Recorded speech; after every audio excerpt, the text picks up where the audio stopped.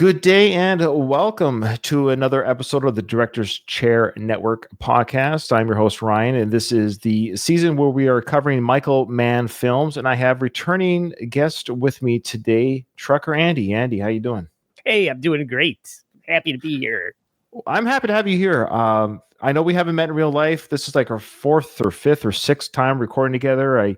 I know I might know you more than you know me because I listen to you. I actually legit listen to your shows, of course, on Who Are These Podcasts, and I truly enjoy and I listen to and subscribe to your Patreon of the Yes. All Apologies podcast. I enjoy the All Apologies podcast. Tell the folks what that one's about. Thanks. Yeah, All Apologies is it's not a reaction show. We cover the apology tours of celebrities or athletes. We have one I'm recording about Sha'Carri Richardson, the Olympian that beat up her boyfriend in the airport. They just released the body cam footage of that. Oh, so that's going to be something that we're talking about very soon. So whenever was that recent? Yeah, that was a couple of weeks ago, but the body cam footage just came out. So can you give me a quick? I don't know if I heard this one. It's captured on security cam footage, her shoving and punching her boyfriend in the airport. We don't really know why. I'm sure she's not doing it for no reason, but Are you victim blaming? Yes, I am.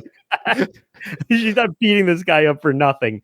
But when TSA sees you assaulting a person in the airport, they call the cops, and they don't like that kind of thing. Yeah, it's frowned upon. So, but yeah, a lot of things like the Diddy apology for kicking his girlfriend in the head. You know, we cover all those kind of topics. Does she have it coming too, or? Yeah, it turns out all these people deserved it. That's right. All the beatings you see on camera, folks. If you see someone getting beaten, chances are they deserved it. You heard it here, folks. Yeah. I enjoy your podcast. What I like about what you guys do is you bring up characters. I shouldn't know these people exist. Like in any good life, I shouldn't know any one of these people exist. Like that. Who's that guy with the self-help guru? Yes. Owen Cook. I knew his last name was Cook. I was going to say Simon Cook for some reason. Yeah. I don't know why I know he exists only because of your show, but it's a fascinating study of people who are grifters, and you do a great job breaking down his grifting. And what I like what you guys do too, it's a bit of a cheat code, but I'll allow it. If the celebrity or personality doesn't have an apology tour, so to speak, you then say they should apologize. I like that workaround. You're exposing these people who should apologize, which I like. I'll demand an apology. Demand an apology. Yeah. All right. Yes. Now you have not covered yet a Michael Mann film yet, have you? I haven't discussed. No, we haven't covered a Michael Mann film yet. That's right. So your last one was, remind me, the one that we did together. I think we've only done Worst of the Best together. Yeah, okay, that's what it was. I was racking my brain today. You're right. I think Carrie's the only one that's come on twice. Okay. Yeah, we did. We were talking about Ghost a couple of times. That's right. Yeah, we talked about Ghost, and you talked about Van Halen with me on Worst of the Best podcast. On your All Apologies, I talked Mel Gibson and Marilyn Manson. Yeah, I swear I'll have you on for a lighthearted one of these days. Do you have the next? Well, you invited me on for September, and do you have an idea of who it might be, or just not yet? Not exactly. Okay. I like to see if things pop up. Sure. Like if we could cover something that happened currently, yesterday, that's what we're going to do. But all right, we'll come up with something divisive and hard to talk about since you're coming on. Yeah, I was gonna say I can't wait till someone comments on the Gaza issue or something. I'd love to come on something light and easy. That'd be great to share my opinions on that. Yeah, we're really gonna have to draw a line in the sand and take sides. Yeah, you take one side, I'll take the other.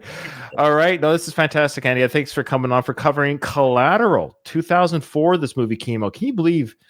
This is one of these movies where I feel like it's a new film. It doesn't feel like an old, but this movie's 21 years old.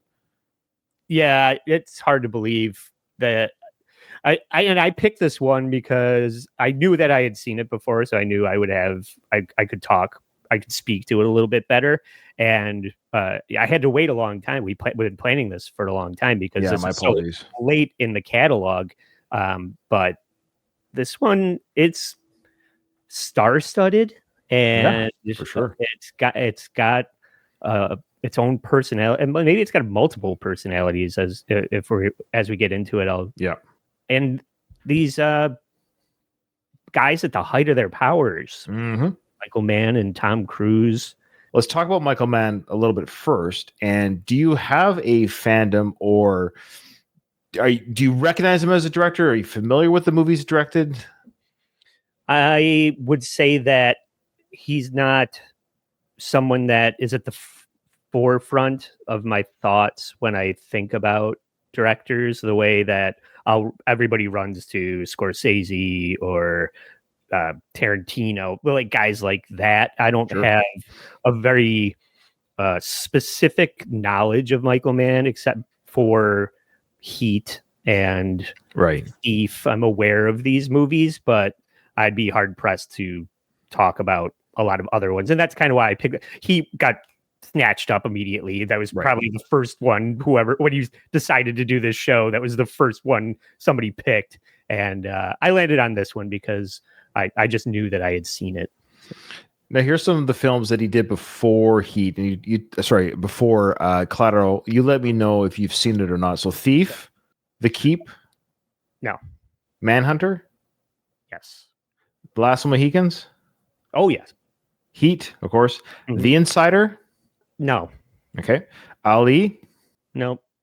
And then now we're on Collateral. So there you go. Okay. So a little bit of hit and miss. The big ones, of course, Heat and Last Mohicans is pretty common. A lot of people, those are his big, very big films. I didn't realize that he had done Last of the Mohicans. That's definitely a significant, like, this outstanding film in that filmography. And like I said, I don't connect those dots that's a Michael Mann film. No, you wouldn't. It's funny if I told you those films, they all kind of have an aesthetic. Last Mohicans is this wonderful outlier, but we caught some of the Michael Mann-isms within the film, but no, it's a bit of an outlier compared to those other ones, because he has this very, as Collateral shows us, very, the city, the sleekness, the coolness, the suits, the styles, and Last of Mohicans is none of those things. Like, it's a very different.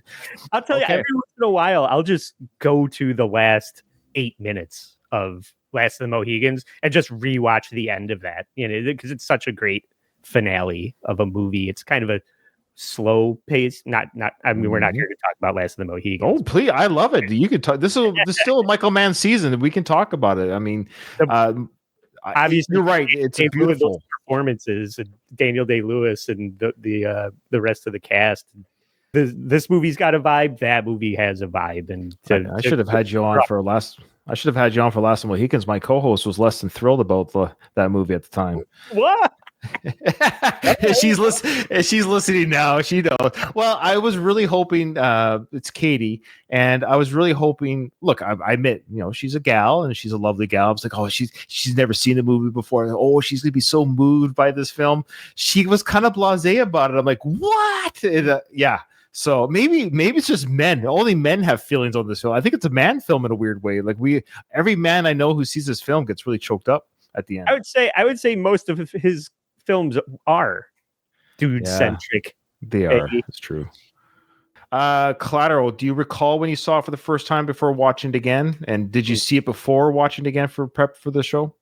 I used to work at a video store. So nice. I remember when this was released on DVD, and I saw it probably as soon as it was. I didn't see it in theaters, but I saw it probably as soon as it came out on DVD. So okay, 99% I saw this in theaters. I'm a huge Tom Cruise fan, and at this point I was already a Michael Mann mark. I'd seen all the movies previous that we just talked about. I started following his career, so I was pretty. I don't recall exactly how I felt 21 years ago, but if I were, I think I know myself a little bit. So I assume when I saw the trailer for this that Cruise and Mann had teamed up, I was probably pretty stoked. Can I ask your why you decided to do Michael Mann in this series? Absolutely. No, absolutely. I appreciate the question. Thank you. Well, I started this Director's Chair Network thinking it was just going to be one season when I did Edward Zwick films. At that time, I thought, I'm just going to do a mini series. And because Ed Zwick was a director that I fell in love with because of Legends of the Fall I love that film, the aesthetics, and I started like liking what directors did. So some of these 90s films, 80s films, I like the outliers of directors, not the Spielbergs, or those type of big names. Even though I like those films, I kind of like the guys that never quite get their due. And Ed Zwick was one where, he did Glory and he did Legend of the Fall. And I was like, I really like what this guy does. But when I was done with Ed Zwick, I was like, I kind of like doing this. I kind of like talking about filmographies as a complete, like their whole library. So that's why I started season 2, so to speak, or another season of Michael Mann. And there's other directors now on the network, hosted by other hosts, which is great that the network's growing that way. At the time of this recording, Andy, I don't mind sharing. So at the time of this recording, we have 3 new hosts that are coming on. We have two guys named Scott. One is covering David Fincher. The other one is covering Sam Peckinpah films. Wow. Then we have another gentleman coming on named Seiko, and he is covering Paul Verhoeven films. So our network's really growing with different. This is what I mean. These are the directors that everyone talks about. Spielberg. Everyone talks about Christopher Nolan and Tarantino, and rightfully so. But I like that we give these other guys kind of a crack at the pot. It's kind of fun to go through their filmography. So to answer your question. Same idea. Around the same time, Last of the Mohicans, early 90s. I love that style film, the big sweeping epics. I miss those films from the 90s. You know what I mean? The big sweeping epics. Yeah. So same idea. I was like, oh, this guy's cool. Who's Michael Mann? What else has he done? And that's how we ended up here. So, sort of the same idea of why I picked Mann as I did Zwick was just interesting careers. I call Edgar Wright. Oh, you want to come on the network? Don't you tease me. I'll take you. I'll take it. We'll talk after if you really are serious. I'd love it. Yeah. Okay.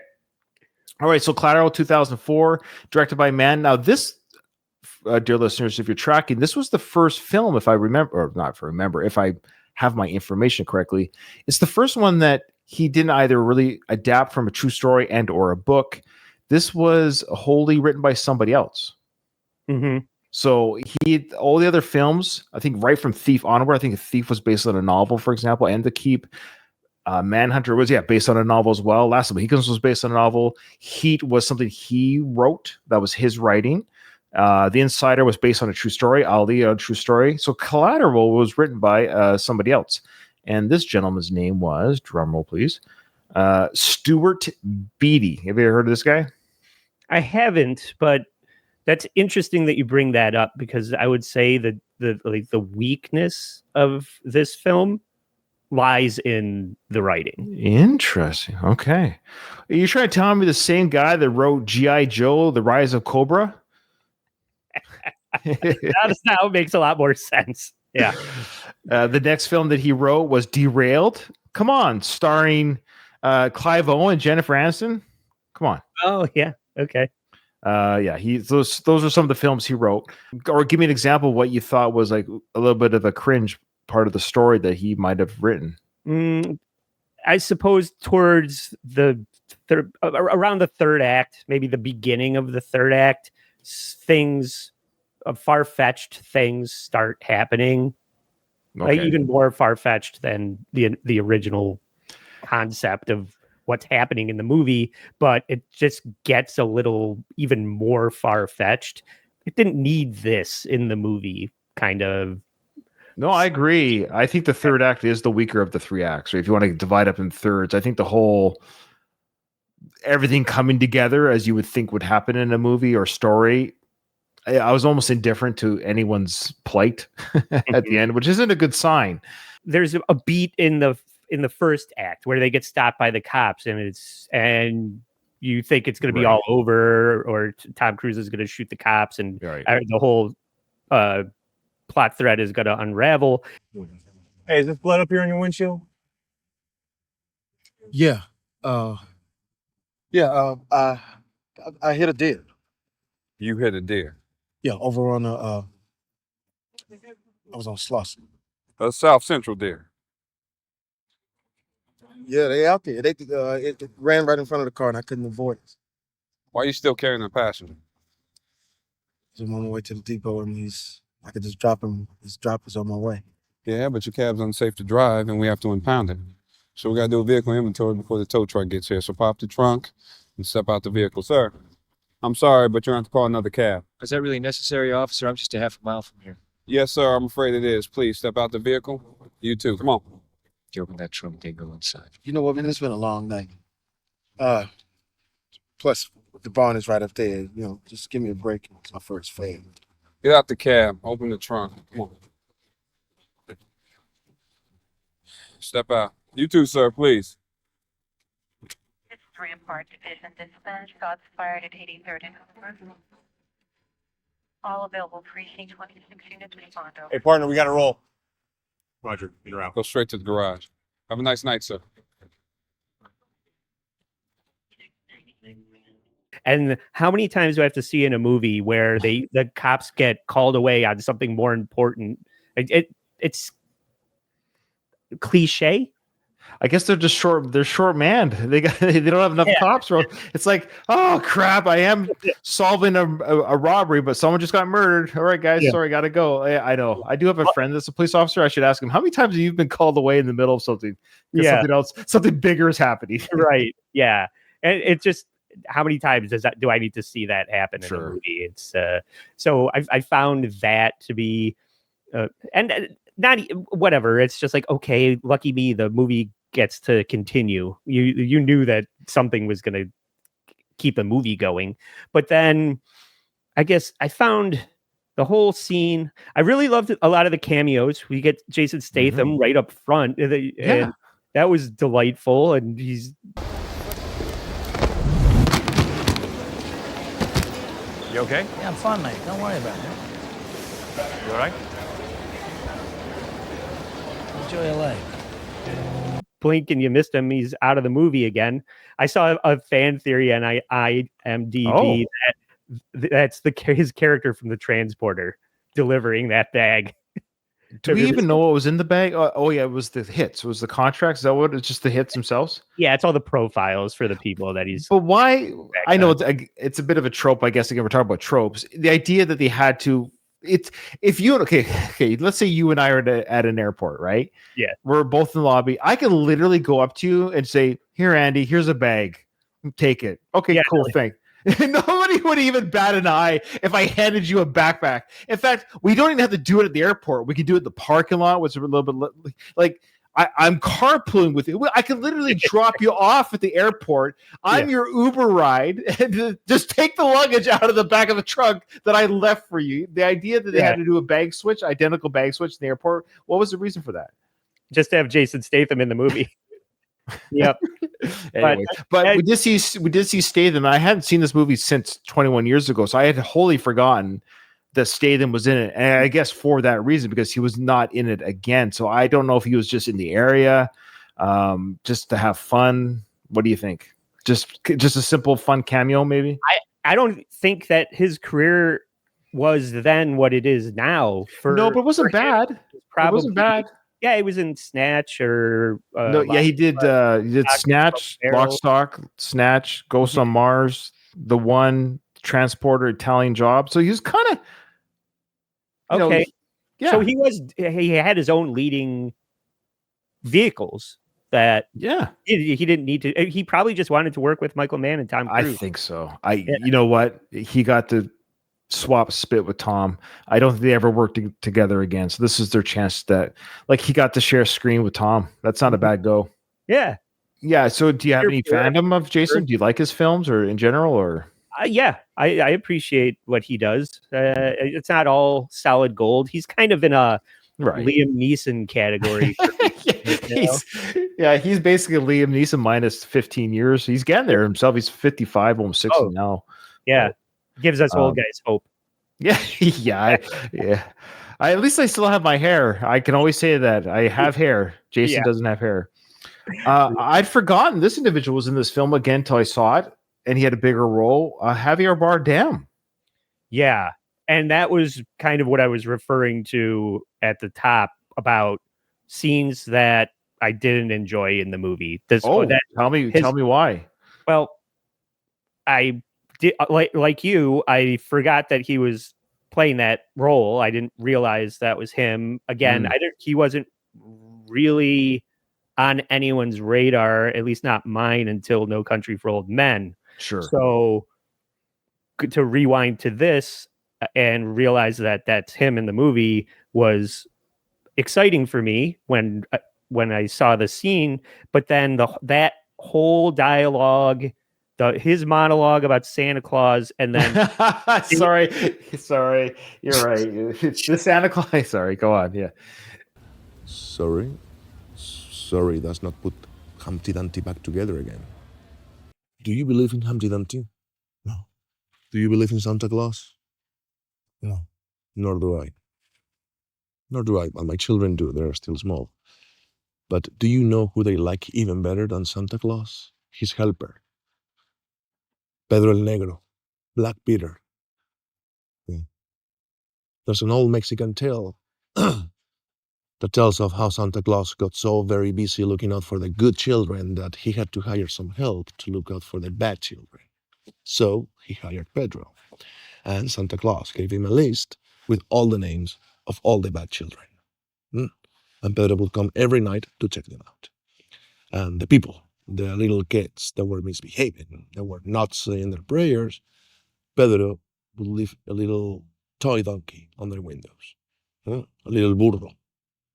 And he would come back.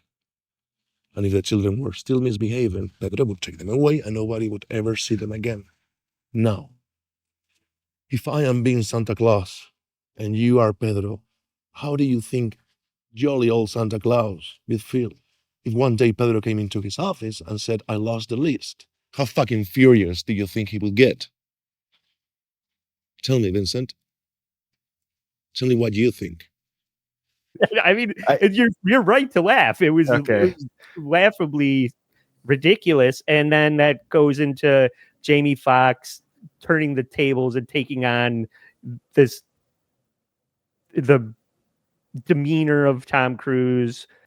I think you should tell the guy behind me to put that gun down. What did you say? I said, I think you should tell the guy behind me to put his gun away before I take it and beat his bitch ass to death with it. Gangsters is buying this. I didn't buy it, So I don't know who is buying it, but they did because it was written that way. Yeah. So regarding that bar scene, I think I agree with you. That was the first. It was during these moments of the film where I started to see a bit of a decline in the film and of the story. Not of the acting, not of the. Here's the thing with Michael Mann, and I've noticed now with all of these films that I've watched of his, the ones that are even a little bit weaker, it always looks good. Like the film looks good. It's a great shot, great lighting. The aesthetics are cool. The shots are cool. It's like working with someone who looks cool and sounds cool, but they might be bad at their job. Like he just looks. The movies look cool, and regarding this scene. The Santa Claus talk, I admit, that was really, why are we, it was very weirdly done just for him to say at the end, like, when this character is done doing his job, kill him. The guy's out of earshot and I want my henchman to kill the guy. It's like, okay, you talk about, we've been here before. This again, isn't Michael Mann's writing, but he's directing this, of course. For context, though, Javier Bardem, he spent months learning English for his 2-day role as Felix. So I guess he was only on set for 2 days. And his accent it's not his fault, but it was very thick. I watched the movie with captions and that helped me a lot. Okay, yeah. I don't know if you did or didn't, but I didn't. But that's worth mentioning that this is one of those films that, and it's not something I particularly enjoy, but there was part of it that I felt it was necessary. When a lot of the dialogue, it's one of those movies where you're always riding the volume. The sound design of the gunfire in this movie is amazing, and I think that's intentional. That's a man thing. It's supposed to be jarring. It's supposed to, gunplay is supposed to be chaotic and violent, and it's baked into a lot of the scenes in this movie. But when it's 11:30 at night and my wife's trying to sleep, I got to turn the volume down when the guns are so fucking loud. So then it goes into the scene with Javier and I can't hear a word he's saying. So then you crank it back all the way back up and now it's a shootout and you got to turn the volume back down. So, but I did like that the intention of the gunfire being so loud, because it's supposed to be disturbing and shocking to basically everybody around you, and except for Tom Cruise, who just seemingly, that's his life and he's comfortable doing that. And that's another thing that is so cool. I heard, I don't know how much research you did about this, but I heard something about this film with Tom Cruise, the way that he draws his gun several times. He pulls his gun on Jamie Foxx at one point. He pulls his gun on the white supremacist that mugged Jamie Foxx.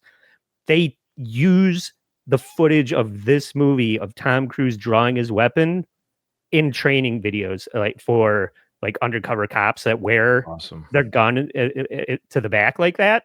It's awesome. So smooth, it's so fast, and I you know how Tom Cruise does his own stunts. We love hearing that kind of stuff, because I can't wait to talk about Tom. He's one of my favorites. I love him.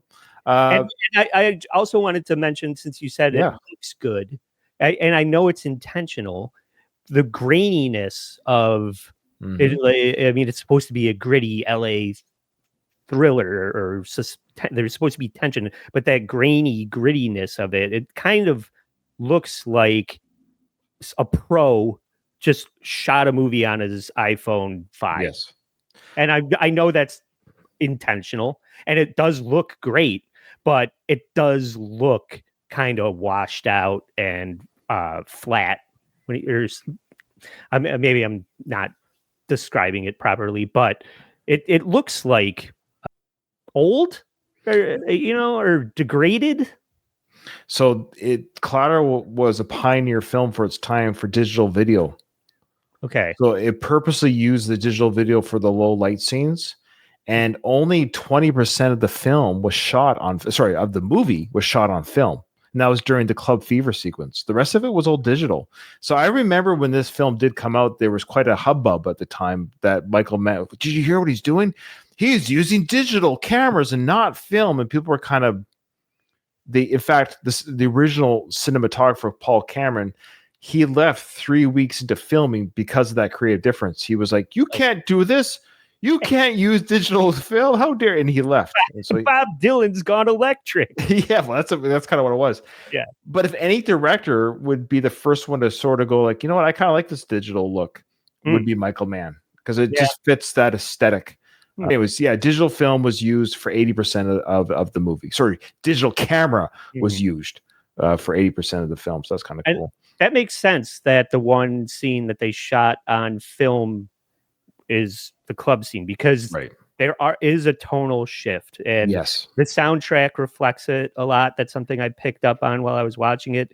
In the beginning, Jamie Foxx is working by night and lonely, and maybe he's an underachieving, overqualified cab driver, and it's all this spacey jazz, real laid back, slow jazz.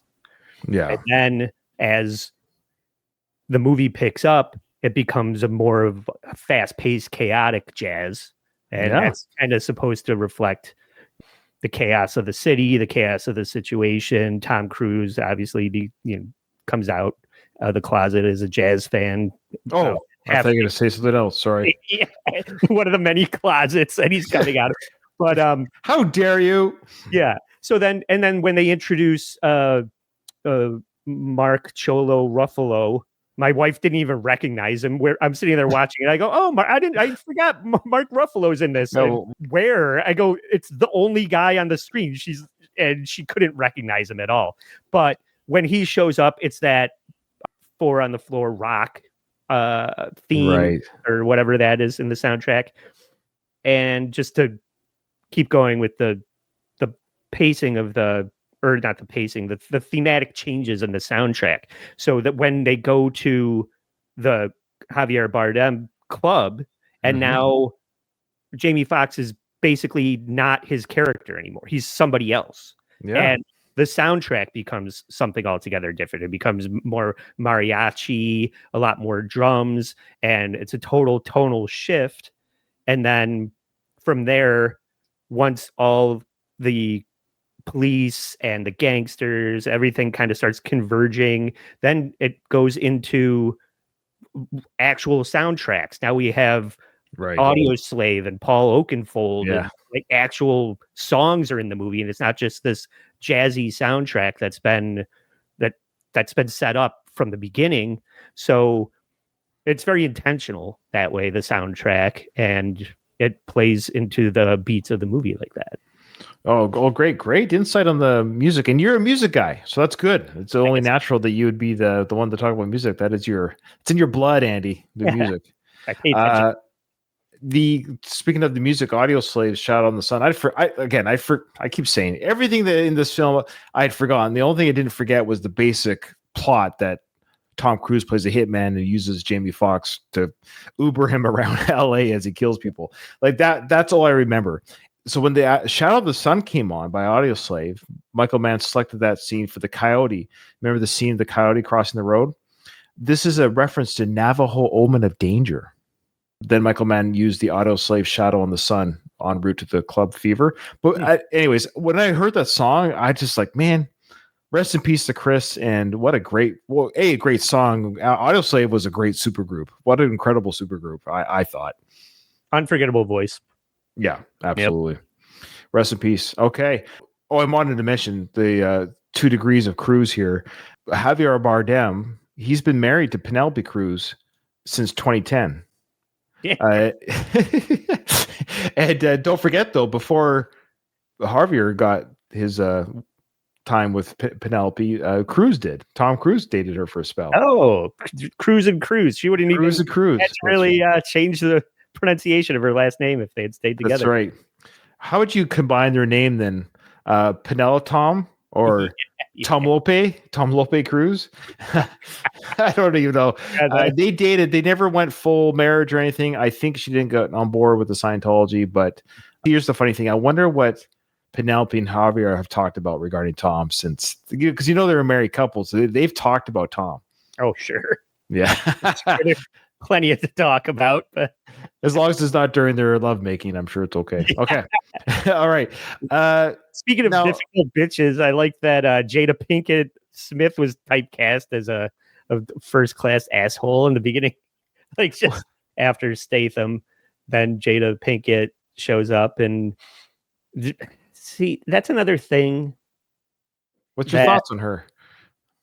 It's more about him and why she would be interested in him, and as a cab driver, and his just philosophical guy that's content to do a menial job that he's overqualified for. It's like the antithesis of a hooker with a heart of gold kind of stereotype of a guy in a movie. And I just don't know why she would give a shit about him and why they would have some connection that would mean for him to go put his life in jeopardy at the end for her, It's because it's a movie, Andy. I mean,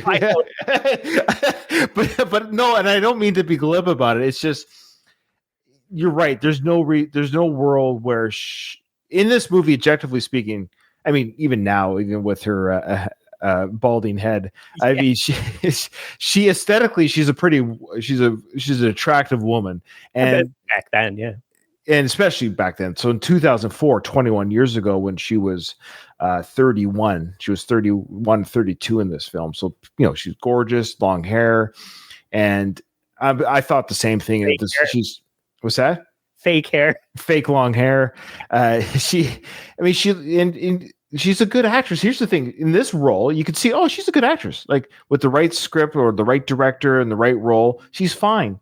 And I talked about her briefly on the previous episode, Ali, because she was in Ali playing one of Muhammad Ali's first wives, ironically played by Will Smith, playing Ali. So they played husband and wife in that film. And here she is in the next film with Michael Mann. So obviously Michael Mann and her got along. So she comes along for this film, and she had a much bigger role because she's right there at the beginning of the film. And again, I forgot she was at the end. Mm-hmm. And Jamie Foxx's character saving her at the end, that's when, I agree, that really went downhill for me. The fact that she's like, "Oh, you're calling me late. I left you my number, but I didn't think you'd call me this soon and this late." And he's like, "You have to hide U.S. Attorney's Office. Annie, Yes. it's Max. Max, the cab driver. Listen to me, all right? A guy named Max. Vincent. Listen to me, Annie. It's kind of a strange time to be calling. Listen, Annie. There's a man named Vincent. He's coming to kill you. He's what? Kill you. He's coming to kill you.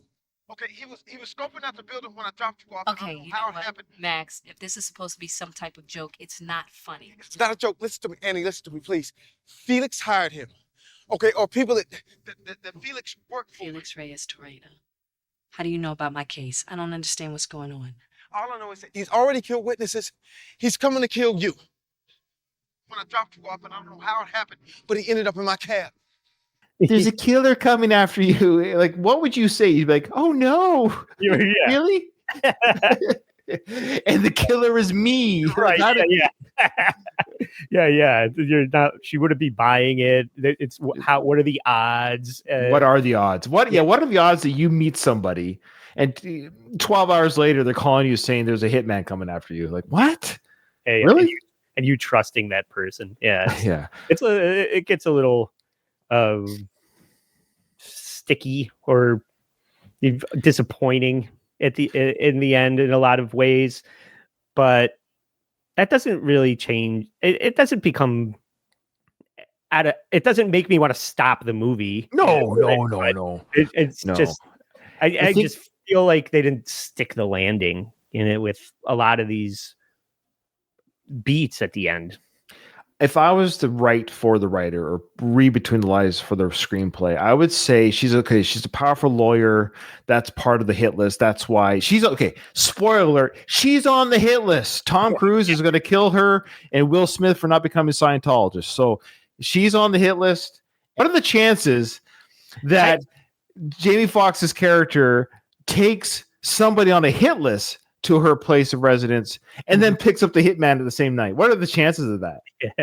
I guess it's to ratchet up the stakes. It's to get him invested in basically changing what he wants out of life, because that's sort of the theme of his character the whole time. He's got these aspirations, Right, and these goals that he is not focusing on, and like I said, he's an underachieving, overqualified cab driver, and that being injected into the last 15 or 20 minutes of the movie is the catalyst for him to become more assertive with his life, I guess. But it's done in the most ham-fisted way from a writing standpoint.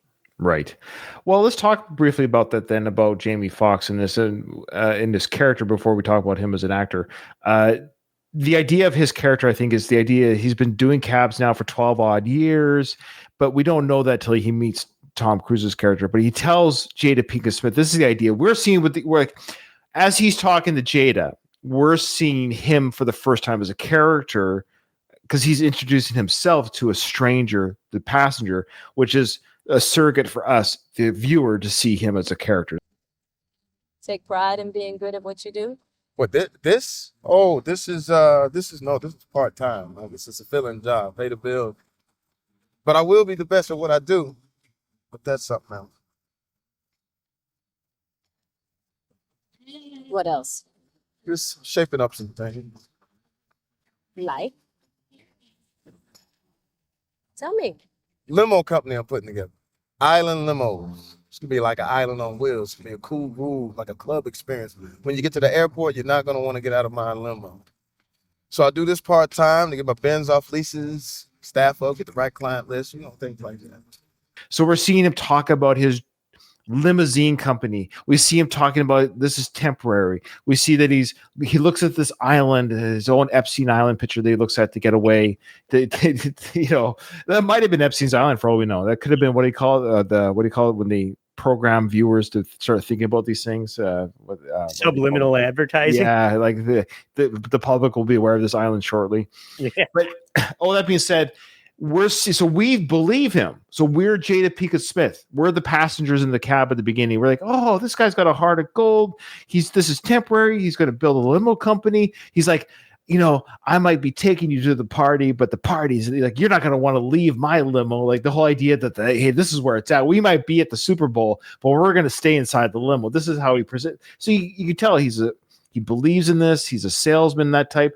And I don't know if Jada's character believed him that he was capable of this, or if I hate to say pity party, or just thought it was adorable or sweet that he felt this way, despite that maybe she knew this is a pipe dream.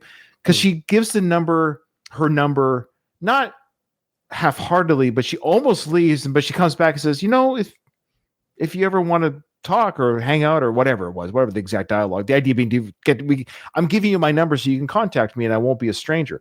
Mm-hmm. Like before, social media and stuff. So here's my number. Hey. I don't know, in case you ever want to investigate a Fortune 500 company or argue cab routes.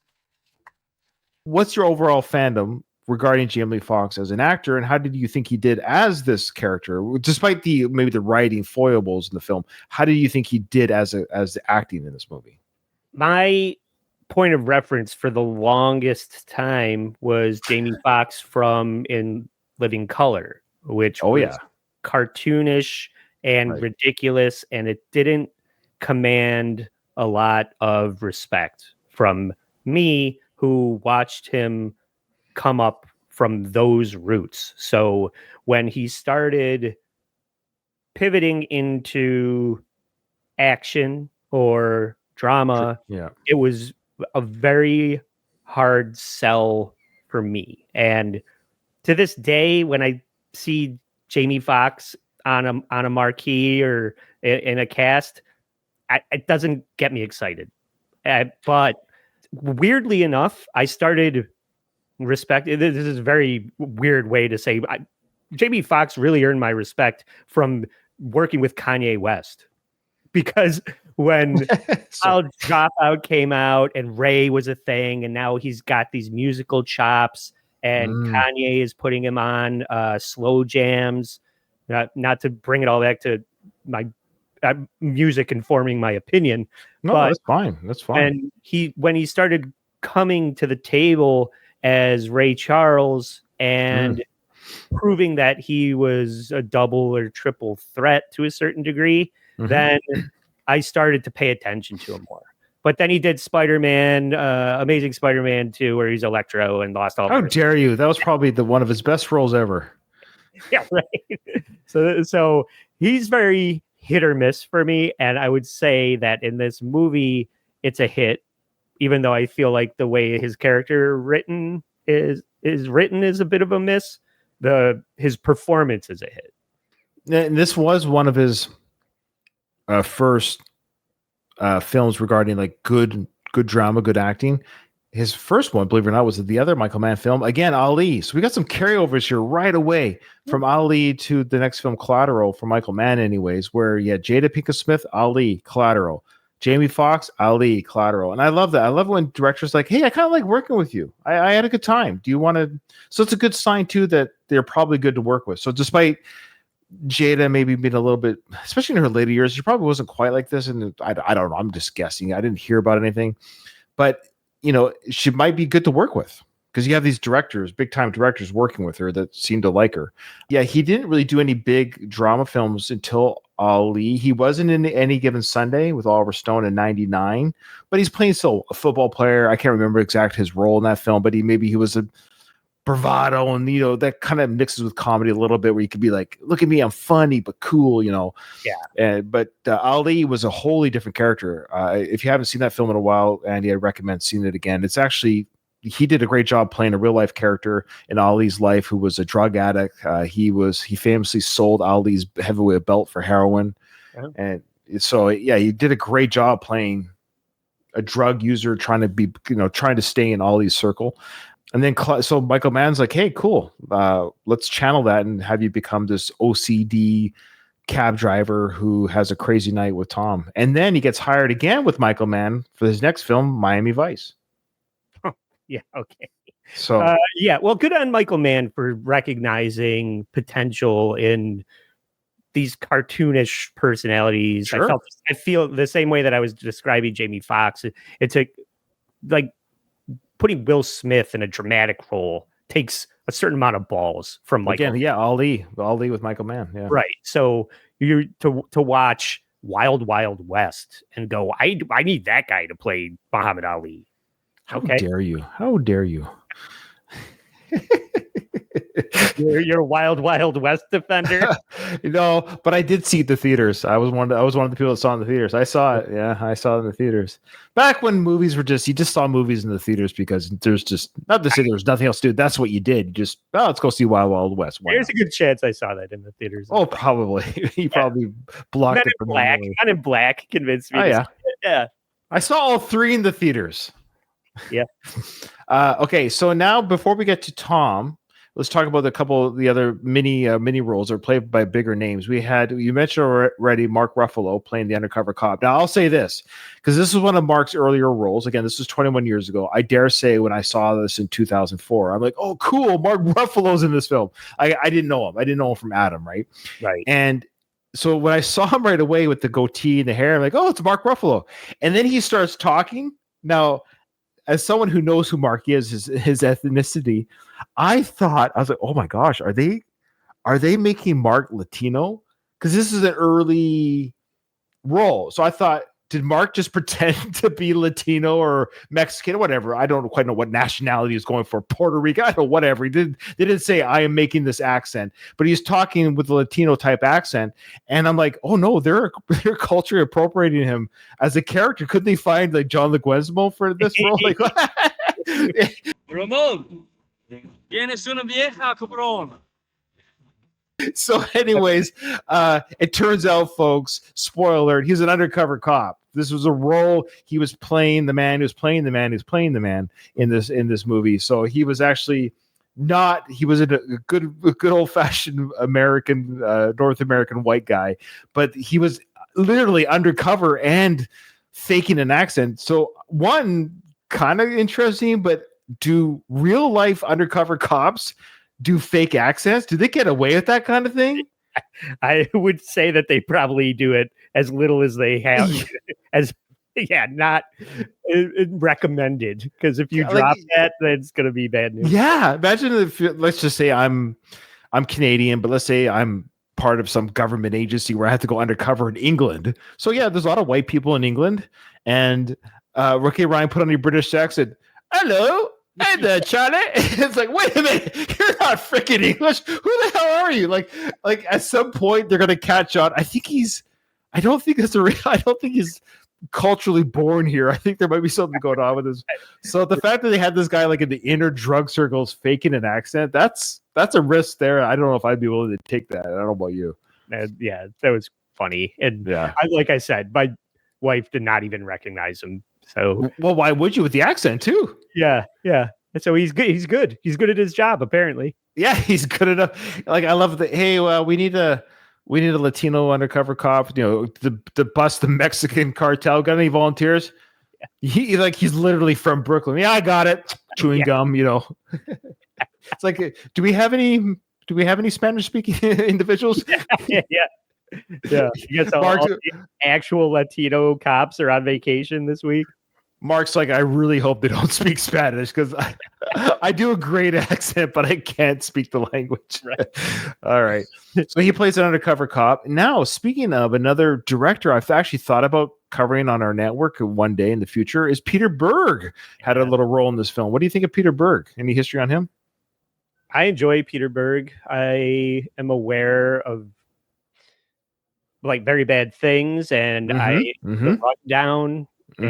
And The Rundown's a fun film, by the way. It is. Yeah, it is. I like that. So Friday Night Lights, The Kingdom. Yeah, Ballers. Lone Survivor, great film. Okay. Yeah. Oh, he did The Kingdom? Yeah. Is that Jamie Foxx? Yeah. That's another movie. When I said I watched the last 8 minutes or 15 minutes of Last of the Mohicans, the last 20 minutes of The Kingdom when they're abducting Jason Bateman and they're and it's the chase to get him back, and Jennifer Garner's kicking ass. That's a great finale of a movie. That movie, I'll probably go watch it right after the last 20 minutes of The Kingdom. Right after this, if you haven't seen it and you're listening to this, it's a slow burn beginning, worth it for the end. Yeah, great film.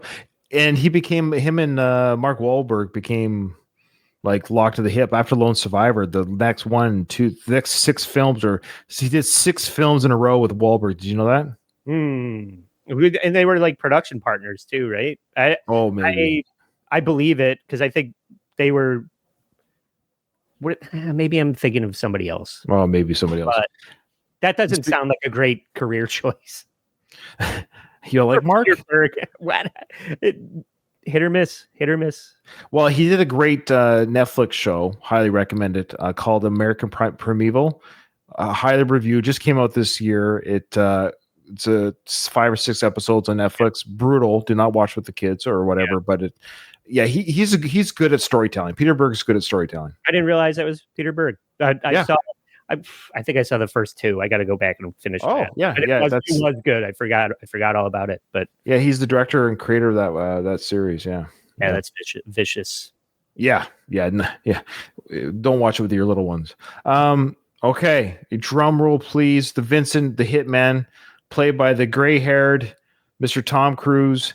First, before we get into the character, what's your overall fandom, if any? Maybe you don't have one, but what's your fandom? I've heard you talk about him on the Old Apologies podcast, but I would like to hear it in person here. Mr. Thomas Cruise Mapother IV. I almost wore a gray blazer for this record.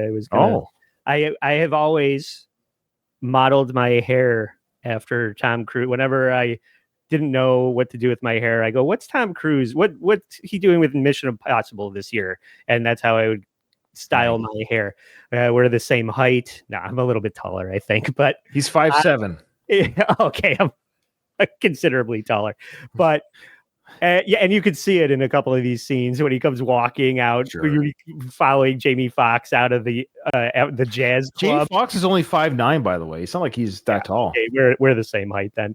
Okay. But, sorry. Not the. It's not like I'm just saying I'm 6 feet tall. I mean, not that it was measuring on the. That's my oldie. I have my hair and I'm 6 feet tall, but that's about it. I've peaked, and this is peak. You're hitting the benchmark. That's what you got to be. But we just covered on my show. We reviewed all of the Mission Impossibles leading up to the latest one, and they're not all bulletproof movies, but he never fails to entertain. He's a fantastic movie star. Maybe this is arguably, from my opinion, maybe one of his better roles. Like, oh, Jesus, scared me for a second there. Maybe one of his best acting performances in his whole catalog. He was great. No, I mean, this is what I mean. We talked about some of the silliness of Jada or Jamie or the plot lines or whatever, this or that. At the end of the day, folks, this is a Tom Cruise film.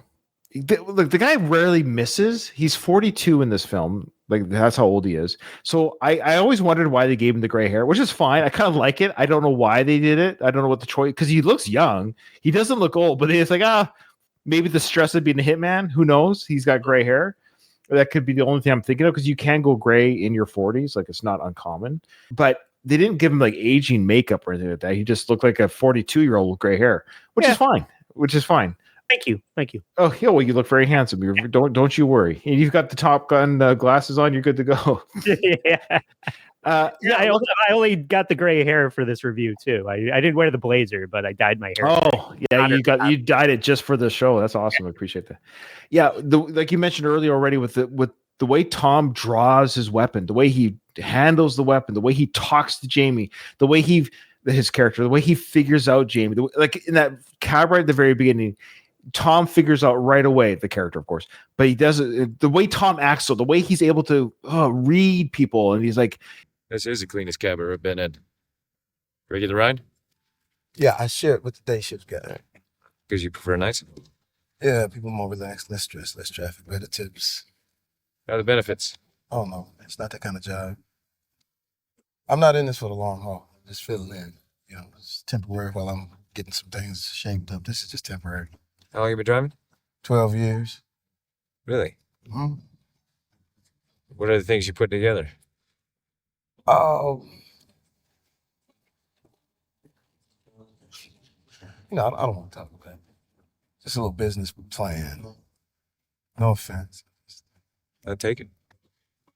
You're one of these guys that do instead of talk. That's cool. He realizes that Jamie is all talk and no show. He recognizes that right away. He calls him out on his BS at the beginning, like, "Oh, you're going to own these cab companies." And what I love, though, is that Fox's character recognizes that he's been called out without even Tom saying. What I love about that scene is that Jamie Foxx's character, Max, recognizes Vincent, played by Tom, that, oh, this guy is somebody I can't blow smoke up at. Because when Tom asks him, like, "Oh, well, what are you hoping to do?" He's like, "Oh, never mind. It's not worth talking about." He kind of recognizes that if I tell this guy my life for real, he's going to figure me out. Whereas he felt with the girl he's trying to impress, but with this guy, he knows this. There's something about this guy, the way he carries himself, that he can't be BS this guy. But yeah, every scene that Tom and Jamie are in, especially within the cab, up until Jamie Foxx's character decides to crash the cab, that's when the film crashed to some degree. Right. Was ironically when they got split up. When the characters got split up and Jamie goes to save Jada and Tom chases them like Creature of the Week or Monster of the Week, I'm going to kill you guys. I admit, up until the finale of the train sequence, that was pretty cool. But the cab crash sequence, Jamie running with a gun down the street, saving Jada, Vincent all of a sudden not being as good as he used to be for some reason. Maybe it was the car crash. They get away. They get on the train. They have their little shootout at the end. Spoiler, Tom Cruise's character dies on the train and off he goes to the next stop. It's not often that you see Tom Cruise die, so it's kind of interesting. You don't see it very often. That's a good point. On screen. In fact, the last time that I can remember, here's a really deep trivia poll, that Tom Cruise's character died on screen was... You tell me. He had a cameo in one of my favorite films of all time, Young Guns. Oh, yeah. Tom Cruise and Emilio Estevez are good friends in real life. They're good friends, and especially back then, they hung out all the time. So Tom was visiting Emilio on the set of Young Guns, like, "Hey, Emilio, this is kind of fun. You're doing the Western. This is kind of fun." Emilio's like, "Do you want to have a cameo in the finale?" Tom's like, "Sure." Tom put on a cowboy hat and glass. He wears a fake mustache in the set, and he gets killed by Emilio in the shootout at the end. That's Tom Cruise's character in Young Guns gets killed. I don't think he got killed again until 18 years later when he was in 2004's Collateral. Wow. Yeah, it's funny. So it's not very often that Tom dies on screen, but I like that he did. That's what I'll give full credit to Tom, because he is always about the story. He's always about what works for the film. Because some actors, Sylvester Stallone, some actors refuse to die on screen. They just have this weird. I can't die on screen because if I die on screen, that means I'm dead in real life. It's called acting. I promise you won't be dead. Yeah, and The Rock and Vin Diesel. Nobody can lose a fight in Fast and the Furious. Yeah. Oh yeah, that whole Vin Diesel. I thought that was a work. Whatever serves the movie, and that definitely doesn't serve the movie, and it's Vin Diesel's property, so it is. But The Rock was saying, I'm a bigger star, which is also kind of true. Went on to basically hijack the franchise and take Jason Statham with him from not only. I know, I love it. It's like the mega powers splitting or whatever for the wrestling. Okay, I like that you brought up that he dies on the train. It bookends the movie when they first meet, and he brings up the story that that's right. Nobody cares about anybody in LA. It's too disjointed and all over the place and chaotic that a guy dies on a train and nobody discovers that he's dead for hours and hours. And first time in LA? Yeah. Tell you the truth, whenever I'm here, I can't wait to leave. Sprawled out, disconnected. That's me. You like it? It's my home. 17 million people. This is country, the 5th biggest economy in the world, and nobody knows each other. I read about this guy gets on the MTA here. dies. Oh. 6 hours he's riding the subway before anybody notices his corpse doing laps around LA, people on and off sitting next to him. Nobody notices. And that's what happens to him at the end of the movie. So it's always good to bookend a movie. I love it. Oh, I loved it. It's almost talk about the writing not being a little bit cliche or ham-fisted, as you say. I admit that ham-fisted thing about him being alone in the trade die. It's like, oh, I feel bad for Vincent. Oh, there he goes. And that was the only cliche thing that it was not even cliche. It was tropey.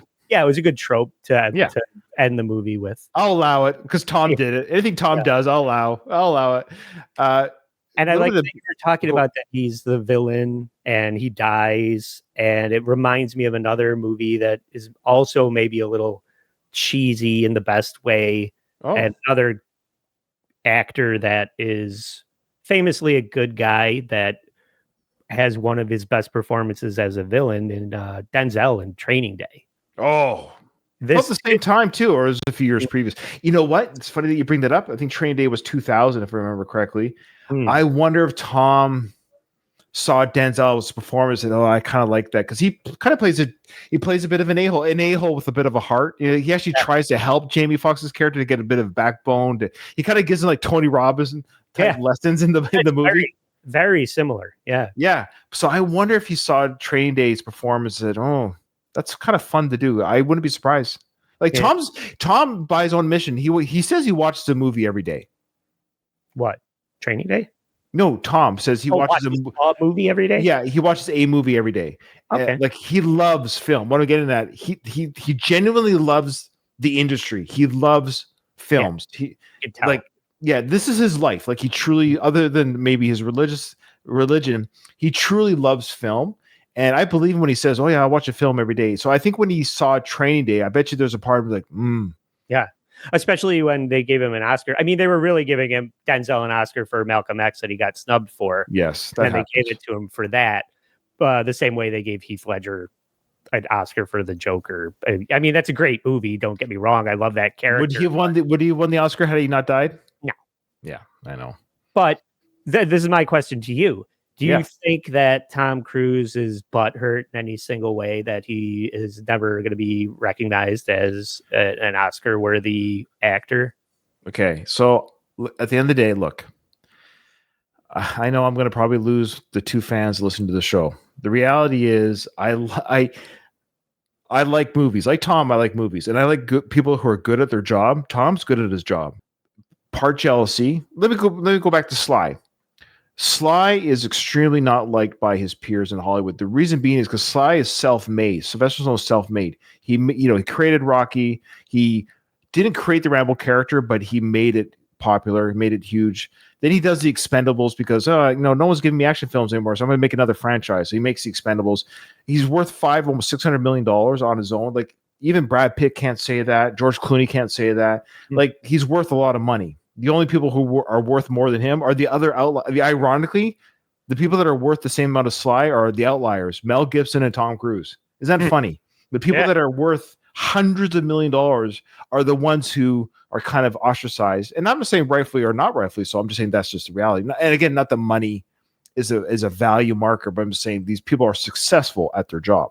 Now, so Tom should have won Academy Award. You name the film: Magnolia, Rain Man, Born on the 4th of July, Collateral. I just off the top of my head, like this guy, I think there's a reason why he went to the Mission Impossible films to some degree. He's like, okay, I am a good actor. I've shown that I'm a good actor, but you know what? Fine. If audiences want popcorn flicks, I'll give them the best kick-ass popcorn flick franchise they can have. And he did that. So I don't know what else he can do. He gives us a franchise that's pretty hard to beat, like pound for pound. It's not a bad franchise of action and good writing and directing. And he's also given us a lot of films that he's acted very good in. So to answer your question, I don't know. I don't know what he has to do. Yeah, that's a good answer. I hadn't considered the notion that he was actively being snubbed. I thought it was just maybe. Well, it's voting. You're voted on by your peers. Yeah, that's who that you like. How I could be wrong, but how the Academy works is all the producers, all the writers, all the editors, all the directors, all the actors and actresses, they put their name up. It's a popularity con. They vote, and people often vote when they haven't seen the film. They just, oh, I like Javier Bardem. Oh, I like they don't have to see the film to put the ballot in. They just have to be a member of the Academy. But to your point, Sly's got an Oscar. No, he doesn't. No, he didn't win for Rocky? Okay, so technically no. Rocky, the first film, won for Best Editing, Best Picture, and Best Director. So the Best Picture doesn't count for him? No, because he wrote the film and he starred in it, but Best Picture goes to the producer. Ooh, that's gotta hurt. And he wasn't a producer. So anytime I'm a bit of an Academy nerd. So anytime a picture wins Best Picture, that's why a lot of directors are also producers, just in case they win Best Picture. Because you can win Best Picture, but if a director directs, let's say a director directs a picture that wins Best Picture, but they weren't a producer credit, they actually don't go up and win the Oscar. It goes to, for whatever reason, Best Picture, because the producer is actually the boss of the film. They're the one. A producer is somebody that can fire a director. Right. So they're actually the ones in charge overall. So when it wins Best Picture, they're saying, hey, good job, producer. You put together the team that gave you the picture. Yeah. Director, actors, writing crew. That's kind of how it's looked at. So it's kind of, even though the Best Picture, that's why Best Picture is the last one, and the one before it is director. Because producers are more important in the sense because they will hire their team. They're like the general manager of the Super Bowl team. Okay. Yeah. When, for example, Sly was nominated again he was one of the only 3 actors, I think, in film history to be nominated for. So he was nominated for Best Actor for Rocky. Then he was nominated again for Best Actor for Creed, playing the Rocky character in Creed. He was nominated again for the same character 30 years apart or whatever it was. And he was a shoo-in. He won the Golden Globe. So he did win the Golden Globe, which often indicates the Golden Globe winner will be the Oscar winner. Yeah. But he lost it to a nobody actor on a nobody film for a 2-minute role because it's Sly. That's why. Huh. The foreign press, they don't give a crap about the politics of things. They're literally, I think it's literally like 30 French people, like literally, and they're the ones that get the awards. So the foreign press is not the Academy. We've talked Tom Cruise on this podcast. We talked about him from Eswick. He was in Jack Reacher film, and he was, of course, in Last Samurai. So we've had fun talking about him, and now it's kind of cool that he's with Michael Mann. So to Tom Cruise's credit, and I don't blame him, he surrounds himself by talent as well, like talented directors. He's not afraid to have a director that's a good director. Sometimes actors, they don't want to be directed because I'm a good actor. I don't want to be directed. You know what I mean? Yeah. Oh, right. That's why you had John Woo direct Mission Impossible 2. He knew he could just boss him around the whole time. It's funny. It's funny. I really liked that film when it came out. I still kind of do. It's just the highest grossing movie of the year. It's a fun film. It's a fun film. I kind of like long hair Tom. Ridiculous. I had that long hair, Ryan, when that came out. Oh, nice. But that is the most 2000 movie that was. It is came out in the 2000s. You got the Limp Bizkit intro. Throwing the glasses at the screen, blows up. Yeah, and it was John Woo was the only director that wasn't invited back after directing the previous Mission Impossible. Every director, whether it was who directed the first one? Somebody. Brian De Palma. De Palma, right? They're like, oh, please do the second one. No, I can't. Okay, John Woo. All right, John Woo, you're done. Let's move on to J.J. Abrams. And then everybody else got the ask back until they landed on the guy that did the last 5. But John Woo, he was so scared that Tom was going to kill himself doing his own stunts that that's right. Yeah, that's right. Couldn't deal with it, but. Overall, what are your thoughts? What's your closing thoughts on the film then? Good film, recommend it. What's your thoughts? Interesting, because they asked me, I went digging through IMDb for more little fun facts about. Oh yeah, what do you got there? Film. I mentioned some, but you brought up a few of them too. But when I was on there, they asked me to rate the movie. Oh, 10 stars. Can I guess? Yeah, 7. Yep. Okay, you got it.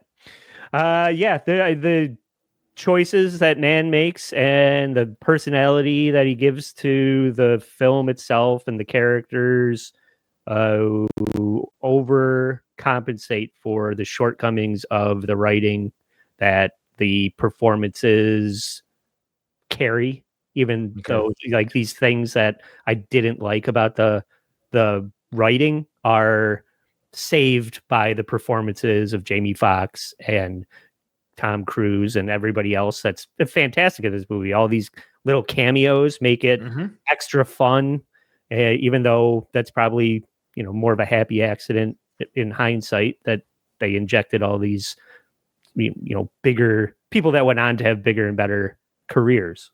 So it just makes for a nice, tense, taut thriller with good action.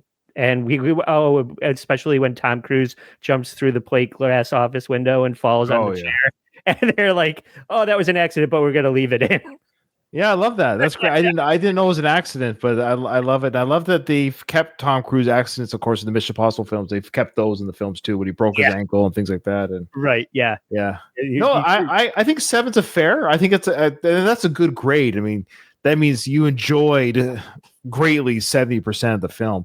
I think the weakest part of the film is the third act. I think the first, definitely the highlight is the whole Jamie, even when it's the story doesn't make sense or it's a lot of holes, that's fine, whatever. I'm not one of those pompous, I'm not a pompous movie viewer. I forgive a lot of sins in films as long as I'm not bored. I don't care.